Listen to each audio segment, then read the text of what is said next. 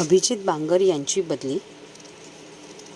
मुंबई महापालिकेचे आयुक्त इक्बाल सिंग चहल यांची तडकाफडकी बदली करण्यात आल्यानंतर आता ठाणे महापालिकेचे आयुक्त अभिजित बांगर यांचीही बदली करण्यात आली आहे. नवी मुंबई महापालिकेत 2 वर्षे आणि ठाणे महापालिकेत 1.5 वर्षे असा आयुक्तपदाचा 3.5 वर्षाचा कार्यकाळ पूर्ण झाल्यानंतर त्यांची बदली करण्यात आली आहे. बांगर यांच्यावर मुंबई महापालिकेच्या अतिरिक्त आयुक्तपदाची जबाबदारी सोपवण्यात आली आहे. त्यांचा कार्यकाळ पूर्ण झाल्याने ही बदली करण्यात आली असली तरी ठाण्यातून बदली व्हावी यासाठी गेले काही महिने ते स्वतः प्रयत्नशील होते. ऐन करोना काळात ठाणे महापालिका आयुक्तपदी रुजू झालेले तत्कालीन पालिका आयुक्त डॉ. विपिन शर्मा यांच्यानंतर 2022 मध्ये अभिजित बांगर यांनी ठाणे महापालिकेच्या आयुक्तपदाची सूत्रे हाती घेतली होती. बांगर यांनी आपल्या ठाणे महापालिकेच्या कार्यकाळात 2 वेळा महापालिकेचा अर्थसंकल्प सादर केला असून करोना काळात ठाणे महापालिकेची बिघडलेली आर्थिक स्थिती रुळावर आणण्याचे मोठे काम त्यांनी केले.